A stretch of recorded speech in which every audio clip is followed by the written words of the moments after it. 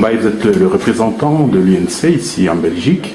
Et quelle est la santé de l'UNC en ce moment? La santé 40 jours avant les élections. Monsieur Cheikh Fita, la santé de l'UNC elle était très bonne.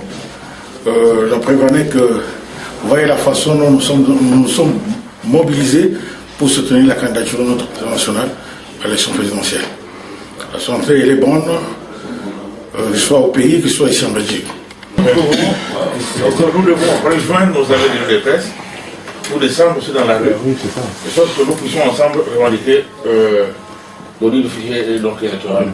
C'est très important, parce que si nous parlons par le même langage au niveau de désignation des candidats, mais au moins au niveau du contrôle du fichier électoral, je crois que nous devons parler le même langage. Moi, je voulais souhaiter que nos assises puissent donc avoir une recommandation que nous devons chacun, ce que nous concerne, soumettre à nos dirigeants politiques, à notre hiérarchie, en ce que tout le monde puisse se mobiliser pour le contrôle de ce fichier électoral. Si nous pouvons d'abord faire, puisque cette proposition va dans la question. Je m'appelle professeur Nicole Toumba-Boitia, mariée, mère de 3 filles. Voilà. Je suis professeur de Monéka, ancien magistrat au parquet de grande instance de Gombe et actuellement très engagé en politique en tant que secrétaire fédéral de la Fédération Belgique UNC.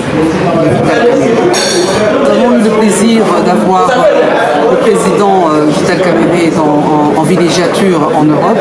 Il était invité par le Parlement européen pour une série de conférences et prises de contact par rapport à la situation politique qui se passe au pays. Et comme vous savez que le président Kamerhe est un président chevronné, qui connaît au bout des ongles l'histoire de son pays, donc c'était tout à fait normal que les Européens puissent être intéressés par ce qu'il avait à dire. Donc ça a commencé par une émission sur la RTBF, c'est la chaîne nationale de la Belgique. Et après, nous sommes allés au Parlement européen où il a fait une émission de 2 heures du temps. Et puis après, il était tout à fait normal que ces différentes fédérations d'Europe puissent le recevoir au cours d'un déjeuner, d'un dîner où il fallait que les fédérations fassent corps avec leur président. Et nous venons à peine de terminer. Et j'en profite pour remercier tous les amis pour les efforts consentis, pour leur contribution et pour avoir rendu cette journée possible et mémorable. Merci.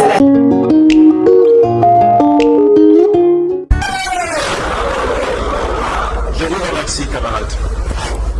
Bonjour. Nous avons tous une histoire avec ce parti.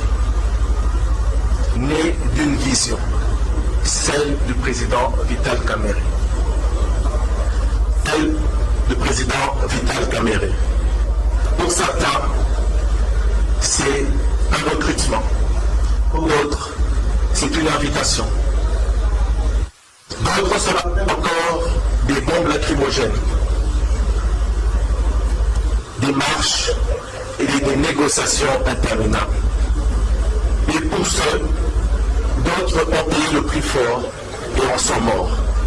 J'ai cité le camarade Hussein Ngandou. Pour d'autres, aujourd'hui, c'est l'emprisonnement, la prison et l'injustice que subit le président Vital Kamerhe. Ça, c'est l'histoire de l'UNC. Avec moi, je voulais qu'on parle politique. Parce que vous avez parlé de la vie sociale, associative, l'expérience de Mme Bendetu et tout. Mais j'aimerais qu'on discute sur la politique. Parce que je suis le fédéral de cette entité. C'est quoi être fédéral de l'UNC Belgique? La grande fédération. La fille aînée de l'UNC en Europe. C'est ici que ça a commencé, l'UNC, dans l'ensemble. Nous avons plus de 30 fédérations extérieures en Europe. Et nous avons un responsable de l'Europe qui s'appelle M. Christian Brunois. Mais également, nous avons une secrétaire générale adjointe de la zone diaspora, c'est-à-dire diaspora Afrique, Asie, Amérique, Océanie, Madame Miss Massambombo Henriette, qui est notre patronne de la diaspora.